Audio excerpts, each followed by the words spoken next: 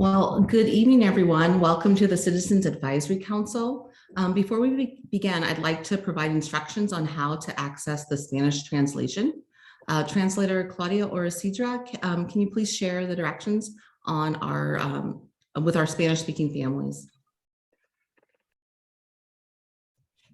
Buenas tardes a todos. Los servicios de interpretación van a estar disponibles para esta junta.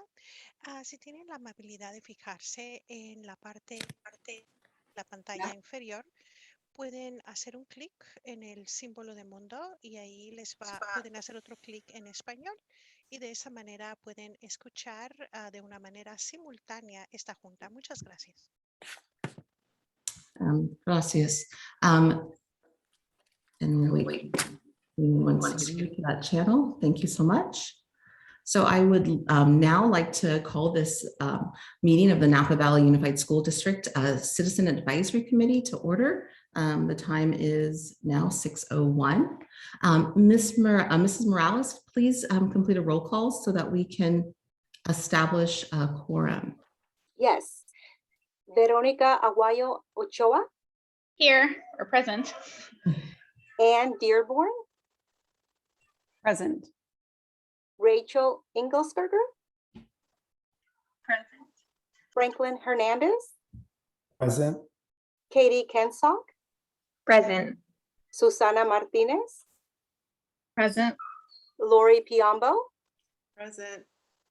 Miriam Puentes. Present. Brian Tapp. Present. Quorum present. Thank you. Thank you so much, Mrs. Morales. Well, good evening, everyone. I'm Pat Andre Jennings. I'm the Assistant Superintendent of Instructional Services. I would like to welcome everyone to our Citizen Advisory Committee that's tasked with recommending a name for the new Middle School Language Academy.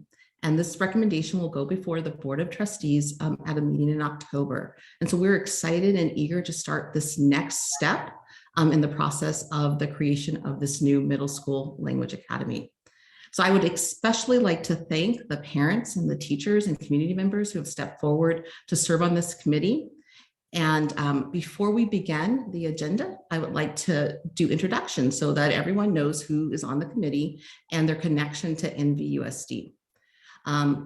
So I will start with, since he's the top square, Mr. Franklin Hernandez, can you introduce yourself and briefly share your connection to NVUSD? Hello, good evening, everyone. My name is Franklin Hernandez. I'm a 6th grade math and AVID teacher at MVLA. I have been teaching at MVLA for 16 years.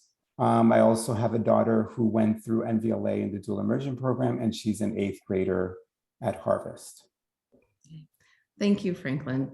Ms. Susie Martinez, can you introduce yourself and say your connection to NVUSD?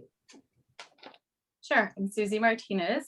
I have 4 children at Pueblo Vista currently. I have 2 first graders and then a 5th and 6th grader who I'm excited will be attending this new school next year. Thank you, Mrs. Martinez. I'm excited that you were able to find time to make sure to participate in this. So we're happy to have you. Mrs. Ann Dearborn. Good evening, everyone. I have been teaching at NVLA for, I believe this is the start of year 30. which is even hard for me to believe. My children also went to NVLA and through the immersion program, and then on to Harvest and Napa High. And one has graduated from college, and the other one is finishing college. So this is his last year. So been here a long time. Very exciting. Thank you, Mrs. Dearborn. Vera Morales. Hello, I'm the Executive Assistant to Superintendent Dr. Rosano Massetti. Thank you, Mrs. Morales. Monica Reddy. Good evening. I am Monica Reddy. I'm the Director of Curriculum Instruction and English Learner Services for secondary for Napa Valley Unified School District. Thank you. You'll hear more from Monica later on this evening. Next is Lori Piombo. Hi. Well, I have 3 boys that went through dual immersion. The oldest is 33. He was in the very first group as a first grader at NVLA. And my twins are going to be 30, and they did K through 5 at NVLA, and then we reopened Harvest Middle School the year they were 6th graders. So the program went on over there. I also was an instructional aide. I'm retired at NVLA and just been around for almost as long as Anne, probably 25 years as a volunteer/parent employee. Thank you, Lori, and what a long history, and congratulations on being retired. So Dr. Massetti, if you want to introduce yourself. Sure. Good evening. Buenas noches. Buenas tardes, everyone. My name is Dr. Rosano Massetti. I'm the proud superintendent of the Napa Valley Unified School District. And just feeling like an honorary member of the, clearly just in these initial introductions, the immersion familia of the Napa Valley Unified School District. So very, very grateful to be able to sit here alongside all of you with all your depth of history and experience and connection. So I look forward to helping and supporting facilitate tonight's meeting. Okay. Thank you, Dr. Massetti. Alejandra Uribe. Yes, buenas noches. It's so exciting to be here. My name is Alejandra Uribe, and I am the current principal at Napa Valley Language Academy. I am starting year 21 here at NVLA. And I will be the principal of the new middle school language academy that is set to begin next August. I'm also a mom. I have 2 boys. One of them is a junior at Napa High who has continued onto the ESA track, and my youngest is a 4th grader here at NVLA. Okay. Thank you all for being here. Thank you, Alejandra. You'll also hear more from Alejandra later on this evening. Katie Kinsock. Hello. So I was a prior student of NVUSD, and I went through NVLA, through the dual immersion program, Harvest, through the dual immersion program, and Napa High. And now I'm in my 5th year of teaching at Pueblo Vista as a 2nd grade teacher. Well, welcome, Katie. We're happy to have you as well as a proud graduate of NVUSD's dual language program. Next, Rachel Ingleskerger. I hope I pronounced that correctly. Thank you. Good evening. My name is Rachel Ingleskerger. My pronouns are she, her. I'm also a proud graduate of NVLA, just like Katie. And also continued on to Harvest Middle School and then took Spanish literature and language at Napa High. I'm also a previous NVUSD substitute, and I'm a current 2nd year, 3rd grade teacher at a dual immersion school in Sonoma Valley. Thank you, Rachel. And next we have Brian Teff.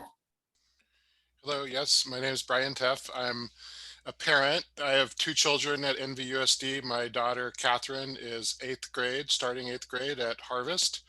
And my son, James, is 6th grade at NVLA. And Catherine went all through NVLA. And I also have done work for the last several years with the NVLA Site Council. Thank you, Brian. Next is Miriam Quintus. Hi, nice to meet you. My name is Miriam Puentes. I have 3 children in the Napa Valley Unified School District. My oldest actually is now at Justin Siena, but he went to River Middle School and he did El Centro and Salvador for his elementary schools. Andres is now in 7th grade and he goes to River Middle School.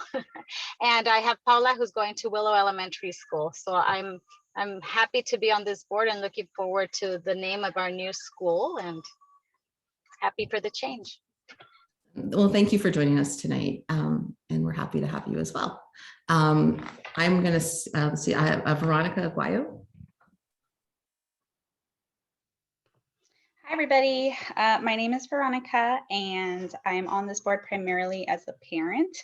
I just have my 5-year-old son just started at NVLA, so we're really excited about that because my husband and I are both advocates for dual immersion programs and bilingualism and biliteracy. So this is a really important step towards thinking about our children's future.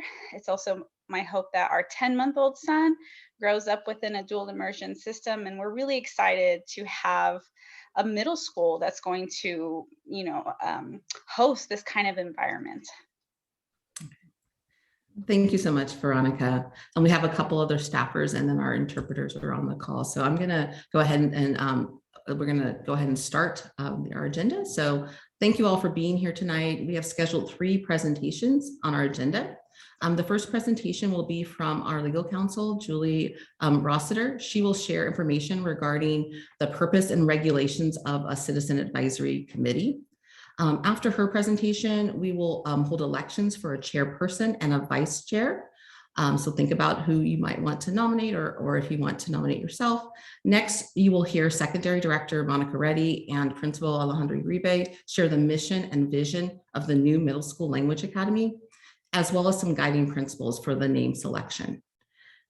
During the course of the meeting, members will have the opportunity to ask questions and provide comments. Please use the raise your hand feature located in the bottom right corner of your screen.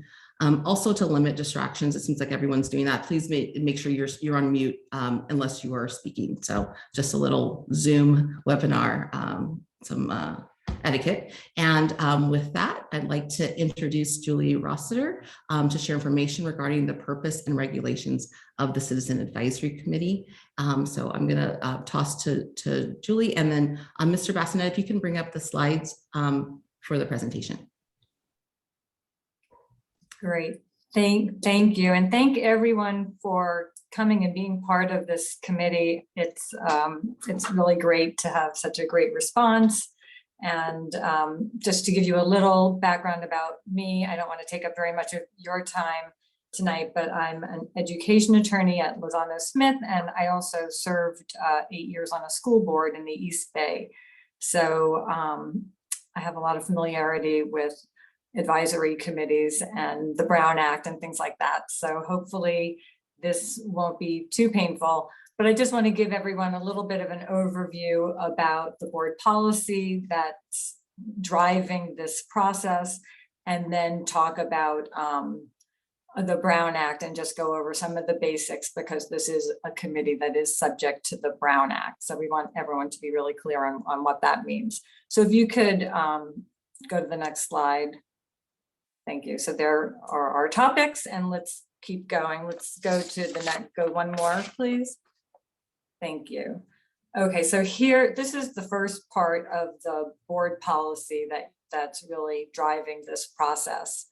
Okay, and so this really is a guide for your meetings, because it tells you what the parameters are for what names might be selected. All right, so here you can see it says the Board of Education shall name district schools after, in recognition of 1, individuals living or deceased and entities that have made outstanding contributions to the school community. 2, individuals living or deceased who have made contributions of statewide, national, or worldwide significance. Or 3, the geographic area in which the school or building is located. So that is good because it gives us a guide that you can use as you're going through your process to kind of figure out what names might fall into those categories and be names that you could then present to the board. If you can go to the next slide, I'll show you the rest of the policy. So this is the rest of the policy. As you can see, it's short. So that means that you do have a lot of leeway with how you run your process. And the ultimate goal is set forth in that first paragraph where it says, the committee shall be appointed to review name suggestions and submit recommendations for the board's consideration. And that's really why you're here and what your goal is in these 4 to 6, I guess 4 meetings plus the board meetings that you'll have and be part of. So to go through this process, the key is that this is a Brown Act committee. If you can turn to the next slide. I just want to go through some Brown Act basics. And first off is, what is the Brown Act? Thank you. So the Brown Act is California's open meeting law, and it's basically a way to make sure that public agencies are conducting their business in an open and transparent way that allows the public an opportunity to observe what they're doing and to provide comment on their process. And that's really it. So how do we go about doing that? There are some key things that we have to keep in mind when we're talking about the Brown Act. One, it's, again, let's go to the next slide. Thank you. Okay, so what does it require? It requires, like I just mentioned, actions and deliberations be taken openly and in public. For our purposes, meetings will be public meetings.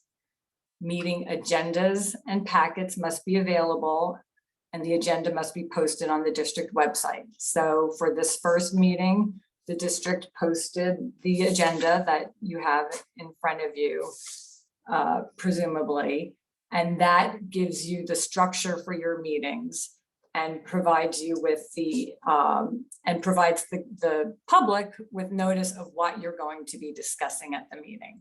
So the key when you're running these meetings is you want to stay on the topics that are on your agenda, not go beyond those topics, because that's what you're here for. You're here to discuss the renaming and name suggestions for this school site, right? So if somebody wants to talk about COVID testing or something like that, this meeting wouldn't be the place for that, because that would be talking about something that's not on your agenda, because your agenda is focused on the renaming.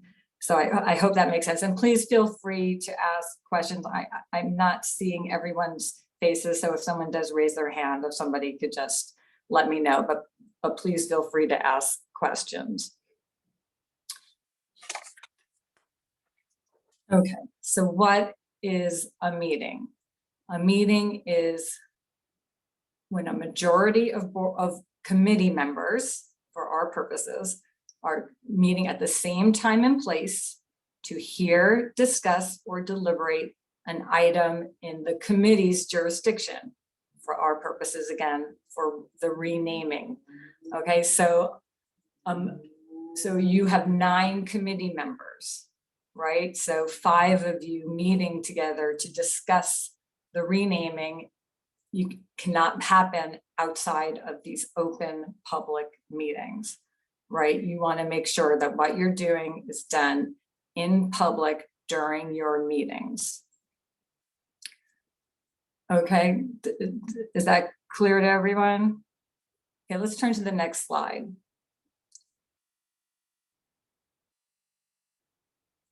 Okay, what does not constitute a meeting? Individual contact. That's really the important piece from this slide.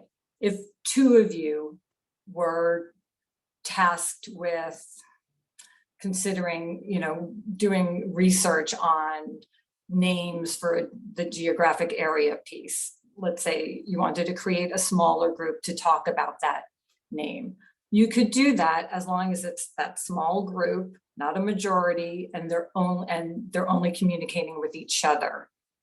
Okay, does that make sense? So that you can have two people talking about the renaming. Two of you committee members could talk about what names you think might be good, right? But you then cannot go and talk to other committee members outside of the public meeting. Okay, so if you want to create, I mean, the most practical way of thinking of this is if you wanted to create, excuse me,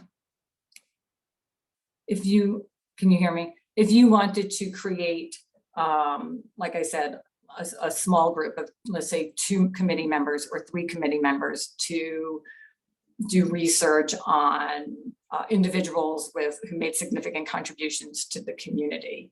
Those committee members could meet, but when they present their information to the rest of the committee, it should only be done during an open noticed meeting.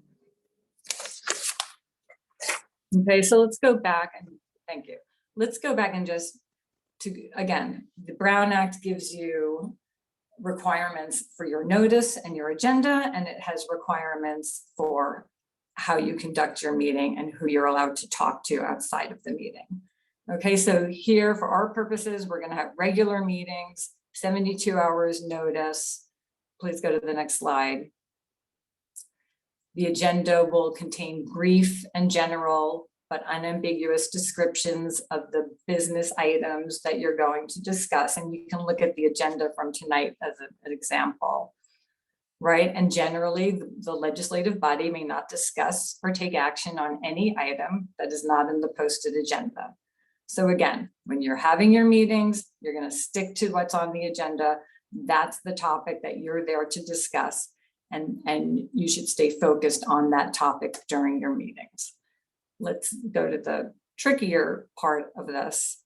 Julie, before you jump in, I want to just reassure the committee members that in terms of the logistics of all that, taking care of it, like that's completely the responsibility of the staff. So I know we'll be moving into the selection of chair and vice chair and whatnot.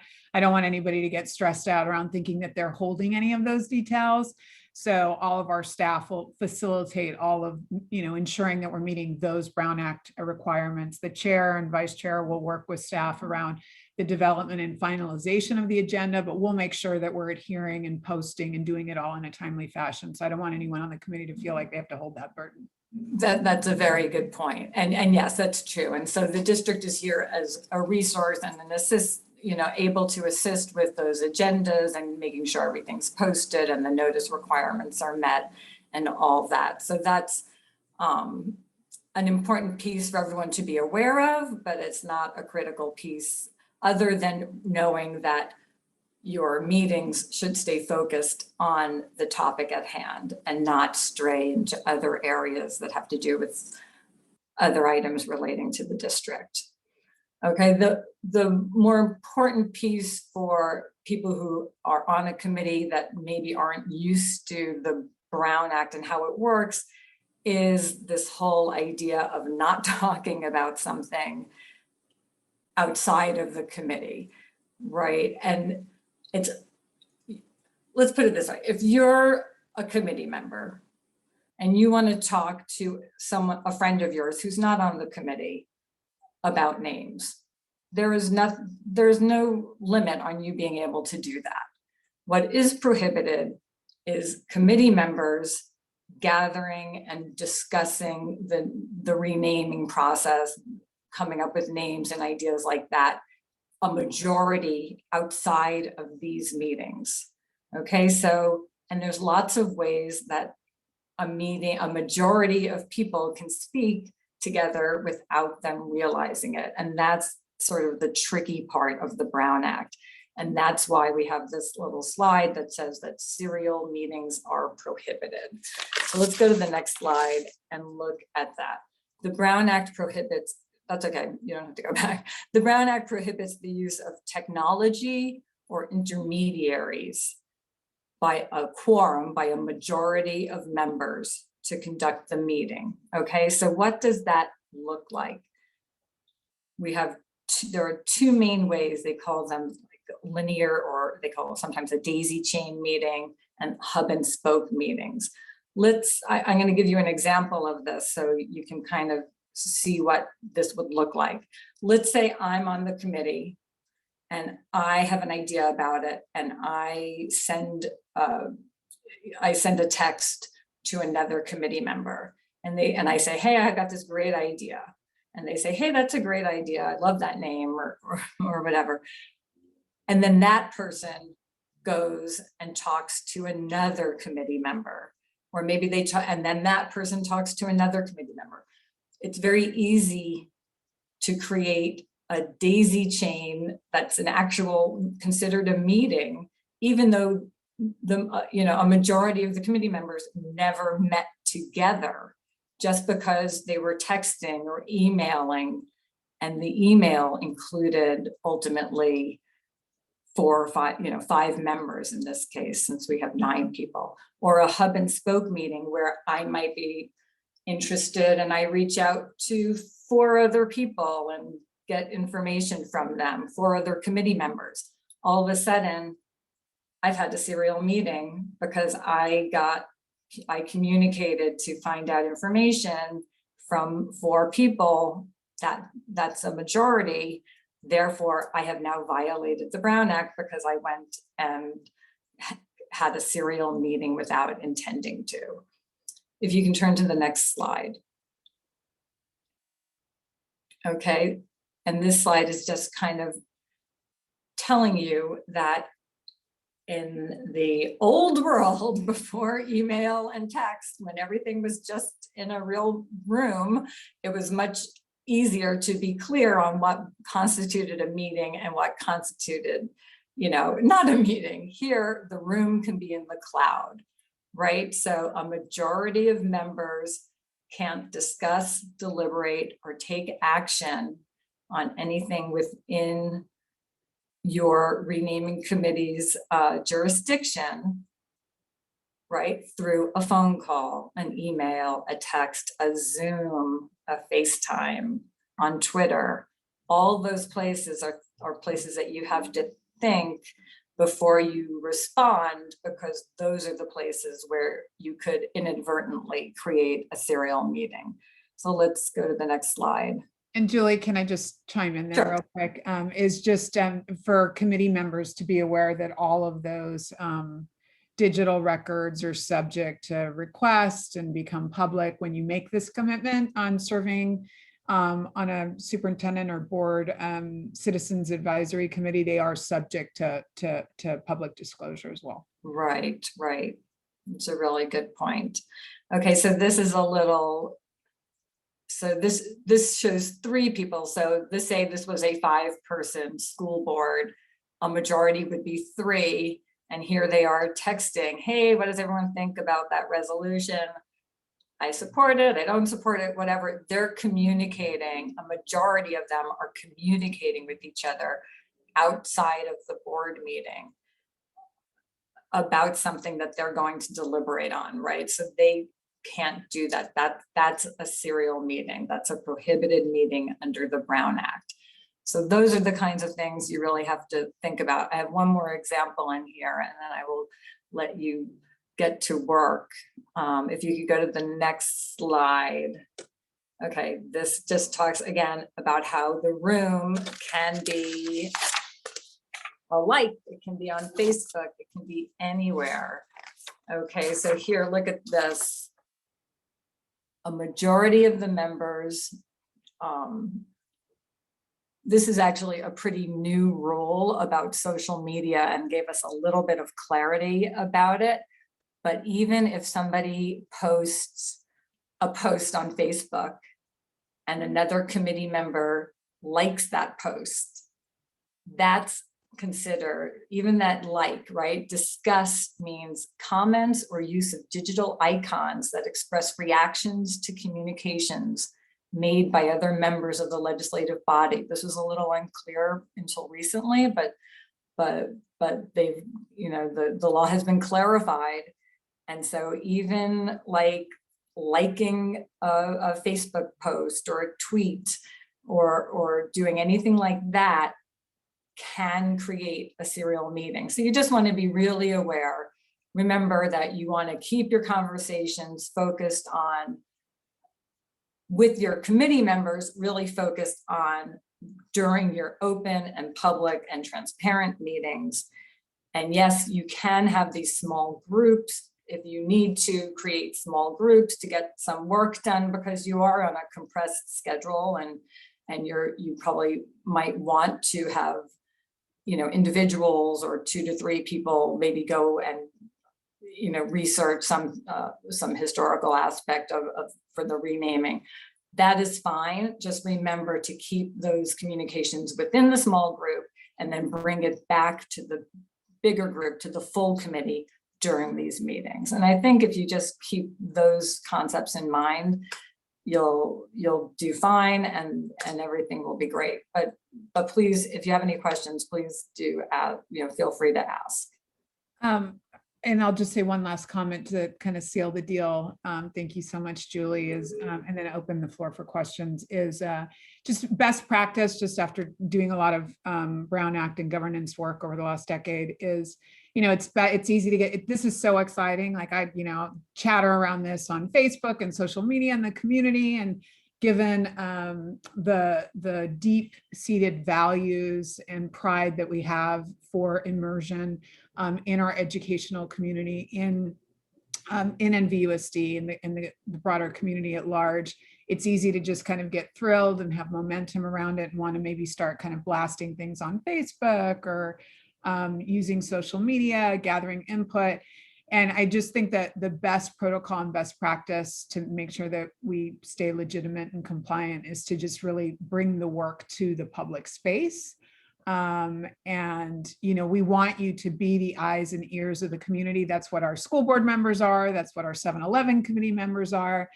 So you want to gather that input, but just not put yourself in a situation where you can create that violation of the Brown Act. So just being sort of mindful of how you're doing the informal data gathering so that you are a representative voice of our constituents, and you can bring that to the space, but that we remain committed to doing the work really publicly, following all the rules. Thank you, Dr. Massetti. I believe that's the end of Julie's presentation. I wanted to open the floor for questions. If anyone had questions around the sort of rules and regulations that we have to abide by as a member of this particular committee, advisory committee. And don't run away after this, please. I'm always like, it's always the balancing act of laying the rules out and then worrying that people want to run. Yes, I hope I didn't scare anyone. It's always so scary. Any questions? And no one's running? Everyone's still here, so we're good. Perfect. With that, I'm going to pass to Monica Reddy, who's going to do the election of chair. Thank you, Mrs. Andrew Jennings. So we'll now call for nominations for the chairperson for the Citizens Advisory Committee meeting. As Dr. Massetti mentioned, the role of the chair is not to provide the agenda or provide the information. That will be done largely by the staff in partnership with the chair and the vice chair. So I want to make sure that you know that you're not fully responsible for that. The role of the chair is to run the meeting, call the meeting to order, establish a quorum, make sure that we're leading the committee through the items, and make sure that public comment is addressed. The meetings are run according to the Brown Act, as you just heard, and so following those requirements. So the chair will call for motions and seconds on action items. The meetings are run following the agenda and the board policies as well. So the vice chair, the role of the vice chair, you'll step in at any time the chair is unable to facilitate the meeting and be present. And so with that, knowing those two roles and knowing that you'll have support from staff, we'll call for nominations for the chairperson for the committee. You can go ahead and either nominate yourself, or if someone would like to nominate someone else. Hello, I would like to nominate Brian. I have been in meetings when Brian has been, when he was the president of the parent council at NVLA, and I think you did an amazing job. So that's who I would like to nominate. I'll accept. Do we have any other nominations for chair?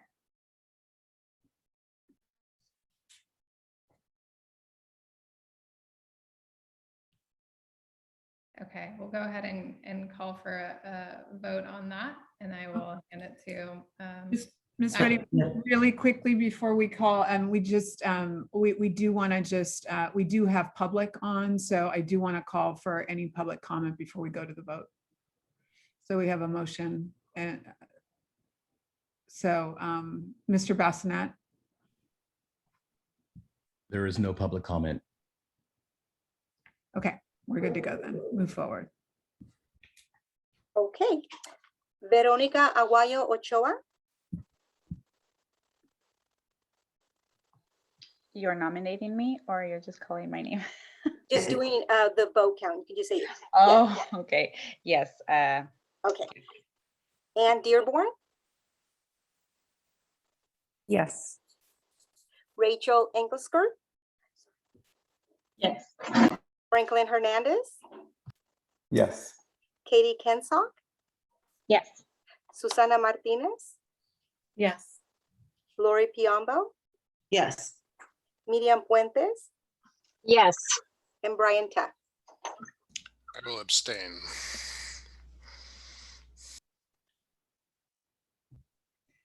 Okay, thank you. It looks like Mr. Tuffy, you are now our chairperson, so I'm going to hand this over to you to call for a nominations for the vice chair.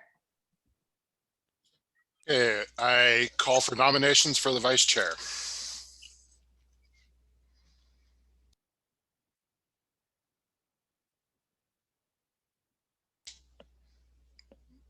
I will nominate Lori Piombo.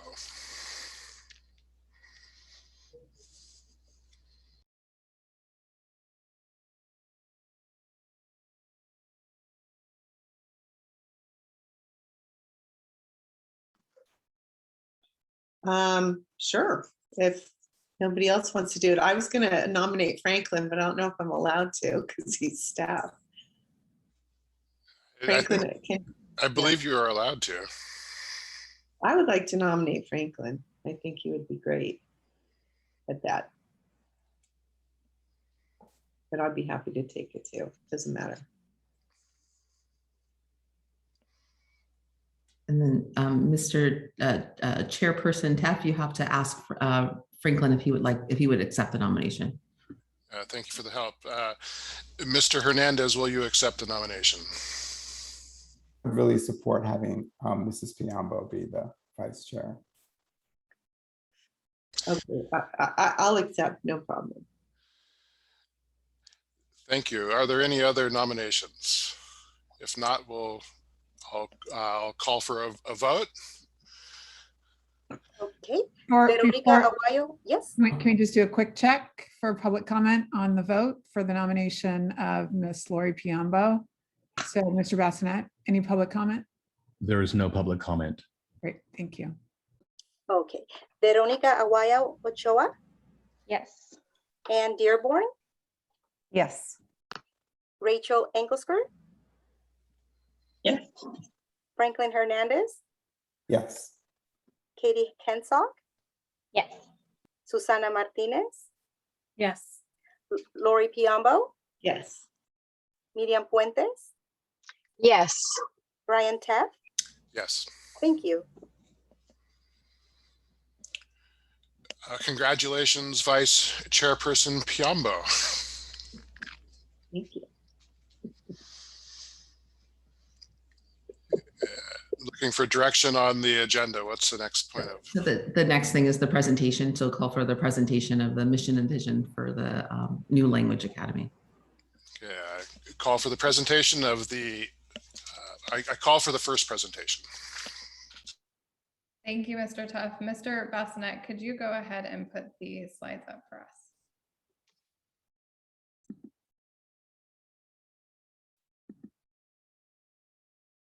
Thank you. So our first presentation tonight is information regarding the new mission and vision for the new Middle School Language Academy. in order to feed forward into our renaming. So tonight you're going to hear about the mission and vision, how the mission and vision was grounded in research. You'll hear from Principal Uribe, as well as regarding the process that was conducted and inclusive of our community members to design and develop and create, and then select our mission and vision. And then you'll hear the mission and vision at the end. We'll then move into our guiding principles in our second presentation. So with that, I'm going to turn it over to our incredible principal, Principal Uribe. Thank you, Director Reddy. So I am just really excited to be here with all of you. And like Monica Reddy was saying, I get to share with you just the work that we did over the summer to create our mission and vision. So if you can advance to the next slide.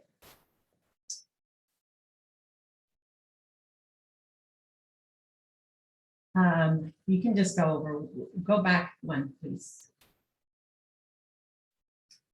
So as we engaged in the work that we did this summer, it was really important that we grounded our work in research. And so I'm going to share with you a couple of documents that we shared with the committee members. We felt this was a very important piece in our work. We were very fortunate because not only did we have educators who sat in the committee, but we also had parents and students who also rolled up their sleeves to get this work done during the months of July and the beginning of August. Next slide, please. So the first resource that we shared with the Mission and Vision Committee members had to do with the 3 pillars of dual immersion. And as you can see, this is research-based work that is it comes from the Center for Applied Linguistics. And all dual immersion, language immersion programs prioritize bilingualism and biliteracy, meaning that students are able to read, write, and speak in both languages. The second pillar is ensuring that we also include opportunities and that we prioritize high academic achievement in both languages. I think it's important to state that just like we're teaching English, we're also teaching in Spanish, and it's a very systematic way of how we start that at the elementary level, knowing that it takes 7 to 9 years to fully develop both languages. So oftentimes we see this beyond the elementary level. And then the third pillar that we talked about back in July had to do with having a focus in sociocultural competence, meaning that students, a natural byproduct, right, of engaging with other students from different backgrounds and honoring languages and cultures, just naturally, we have the byproduct of having students that accept themselves and others, meaning that students give themselves permission to come to school with all of who they are. And there's no need to keep any part of themselves at home. There's no need to deny any part of their culture or language and leaving that at home, but on the contrary, bringing that to school. And in return, students are then able to hold space for other students to also do the same. Next slide, please. The other research document that we shared with the committee members came from a book titled The Successful Middle School. And this book did a great job with highlighting some of the key and essential attributes and characteristics that need to be part of any middle school. So as you can see listed on there, we have middle schools need to be responsive to the needs of all students. Middle schools need to be challenging, where we cultivate high expectations for every student. It also needs to be empowering, where students take responsibility for their own learning and contribute positively to the world around them. The school also needs to be equitable, meaning we are providing socially just learning opportunities for all students in different environments and engaging in meaningful learning that is relevant and motivating for all students. In terms of characteristics, we talked about culture and community being important, where everybody feels welcome. The The curriculum and the instruction and the assessments needs to be challenging, exploratory, relevant, and diverse. So it provides engagement for a variety of students.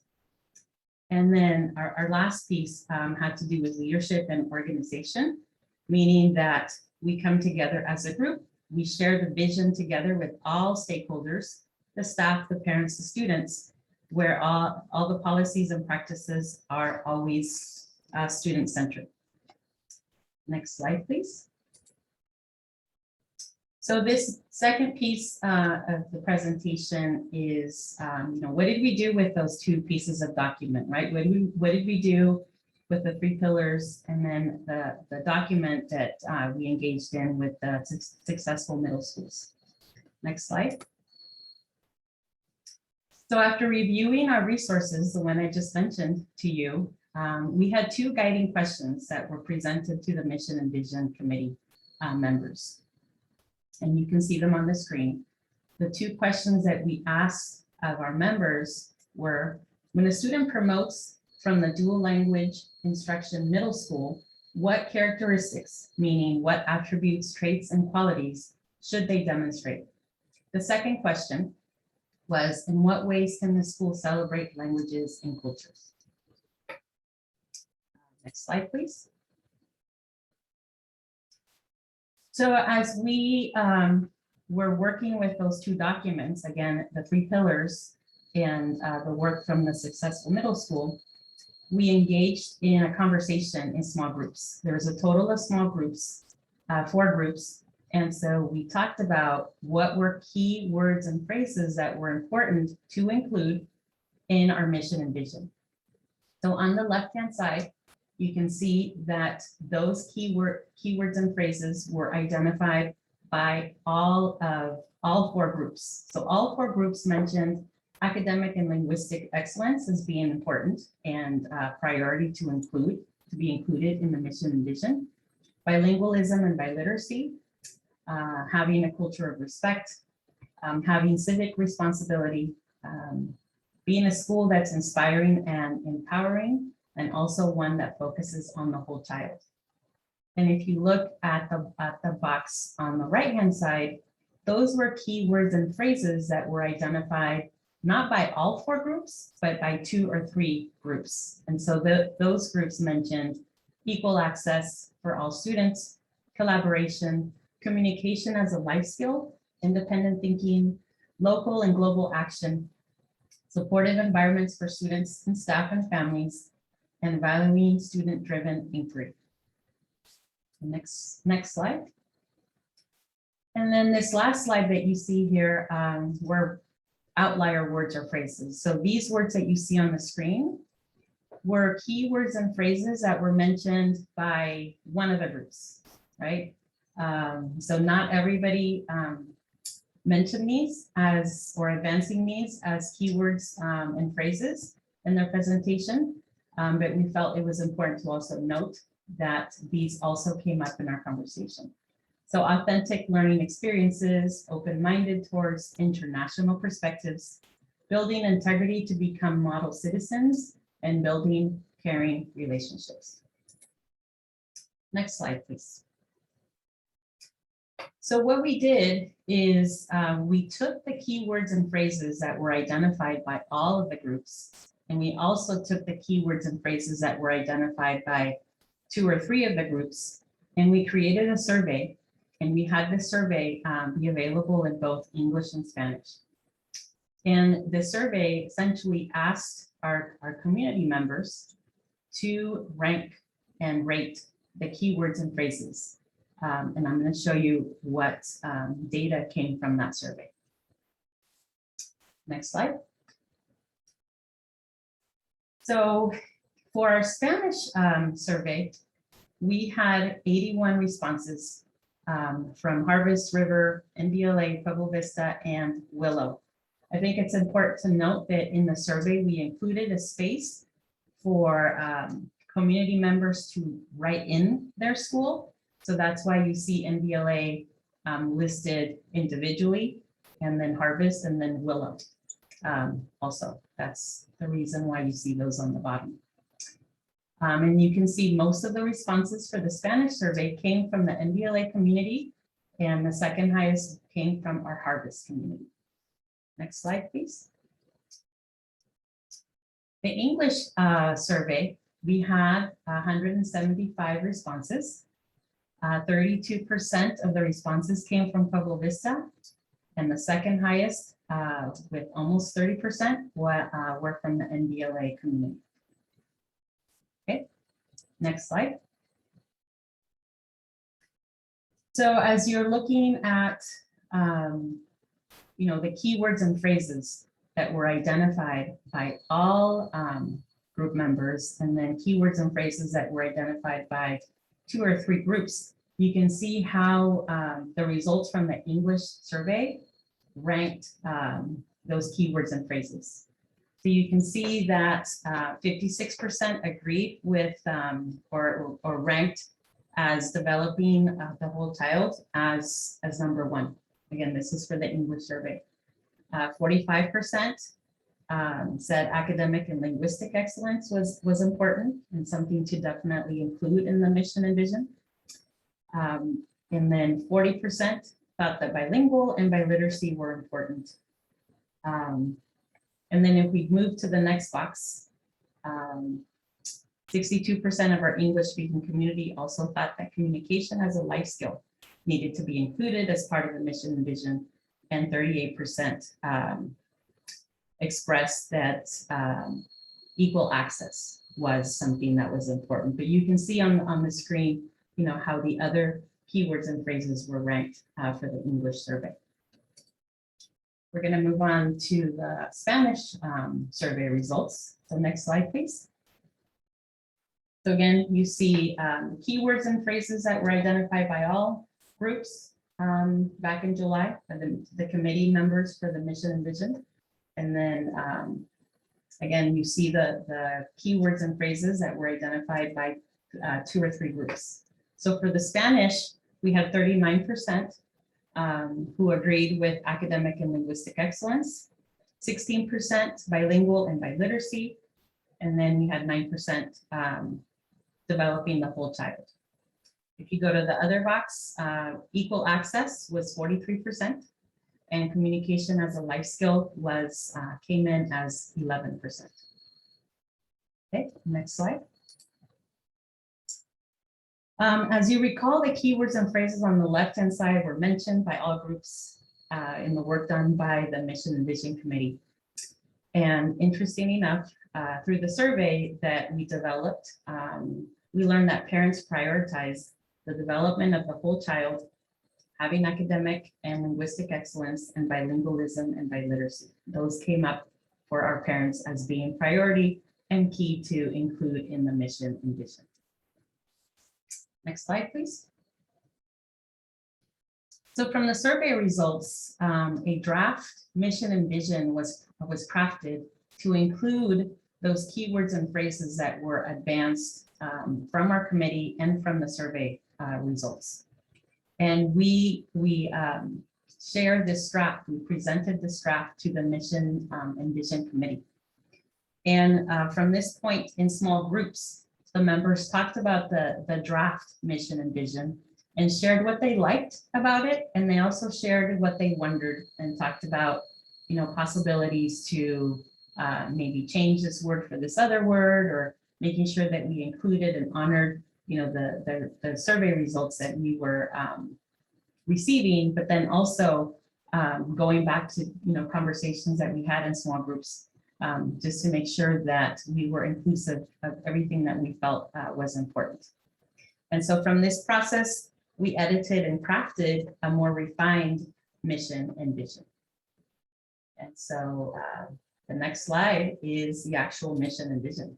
I feel like we need a drum roll.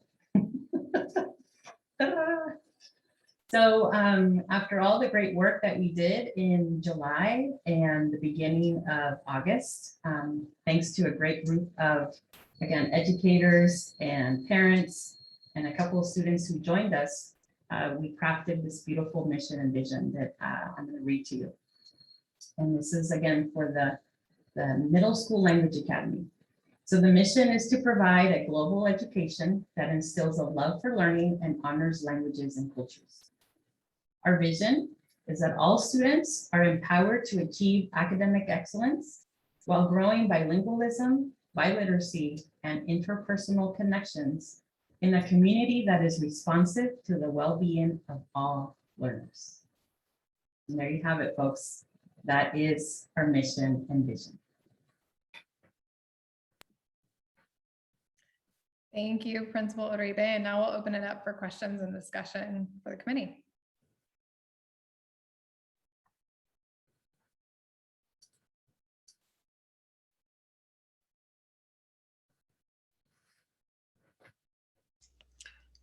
So point of order, if there's no discussion, we move to the next agenda item. Am I asking?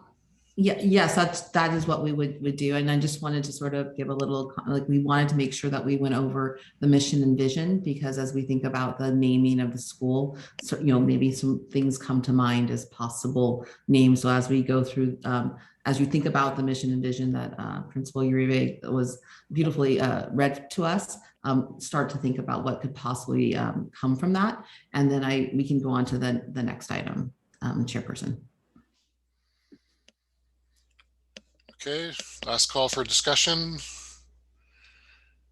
Moving to the next agenda item, the guiding principles presentation. Thank you, Chair. And that, Mr. Bassinet, if you could load the next set of slides, guiding principles.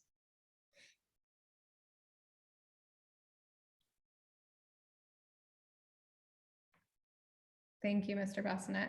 So as Ms. Andrew Jennings mentioned tonight, you've been grounded in the board policy around the renaming and naming of a school and the mission and vision work of the committee and the presentation of that mission and vision that we're really excited about for our students.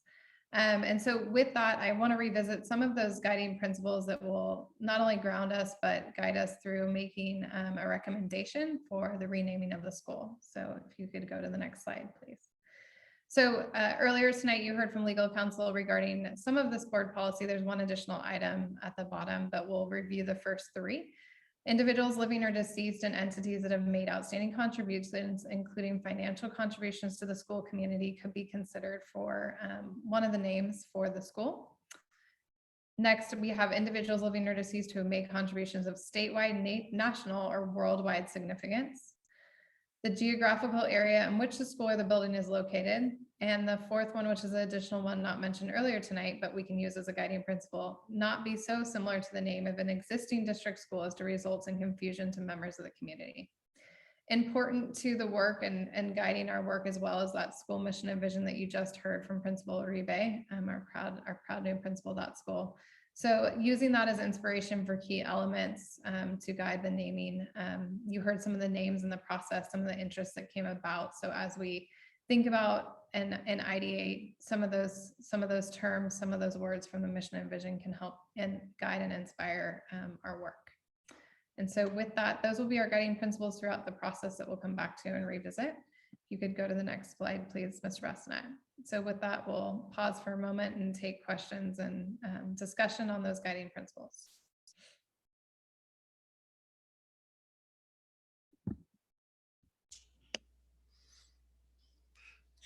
Calling for discussion. I have a question. We are almost through our agenda this evening. Public comments next and adjournment. There are no action items that are happening this evening. Will those action items be part of the next agenda? Actually, the agenda plan for the next meeting is to go over a little bit of the history of the land and the site that the school will be at, and so get a sense of just geographically some information about that. And then that would be when we would generate ideas based on the mission and the vision and possibly the land the school will be located on. So that's sort of the plan for the next meeting. And then at some point surveying students and staff and families around some of the names that might be generated from the next meeting. Thank you. So our cadence is every 2 weeks we meet as an advisory committee. And as I'm seeing today's agenda, the main purpose of today's meeting is formulating and making the committee official. Yes. All right, thank you. Is there any other discussion from the committee? Thank you to the presenters. Next agenda item is public comment. Is So there? before starting public comment, we'll just walk through that, add a little direction for our audience. At this time, the members of the public may address the committee regarding a matter of public interest not appearing on the agenda.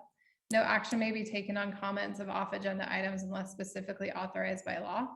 If the speaker wishes to address the committee on an agenda item, time will be provided before that item and comment shall be limited to 3 minutes per person. So I'll hand it back to you, Chair. Thanks for letting me add that in. Mr. Bassinet, I think we have a hand raised. We do. Maria.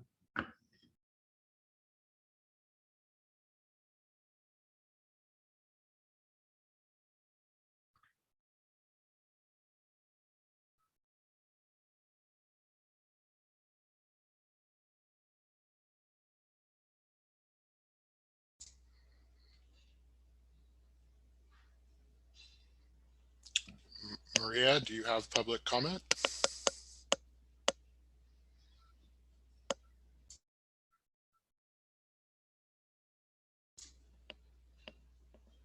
Looks like it may have just been a mistake. You have to unmute, Maria, if you'd like to speak. You're permitted to speak at this time, but you need to unmute your mic.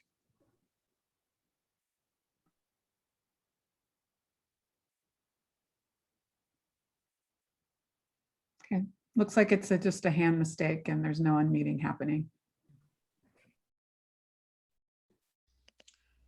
So there is no further comment. With no further public comment, our next agenda item is adjournment, and we are an hour early, everyone. And before we adjourn, Chairperson Teff, I just want to say thank you all again for being here tonight. And if you have ideas and things like that, think about those and bring those to our next meeting where we will be having some discussion on that. And I just appreciate your time, and we allowed for time for questions and discussion, and I see that that we've done an excellent job of presenting and providing information. So as we move forward, we look forward to hearing your comments and questions. With that, I'm sure there will be robust conversation and discussion in our future meetings.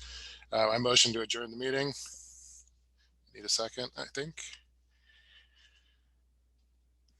I second that motion. Adjourn. So all in favor of adjourning? Aye. Aye. Brian, you're amazing. You were born for this. That's dangerous because now I have to have you on a list. Oh boy. Okay, well, we will see each other in 2 weeks. Yeah, thank you all. Bye. Thank you.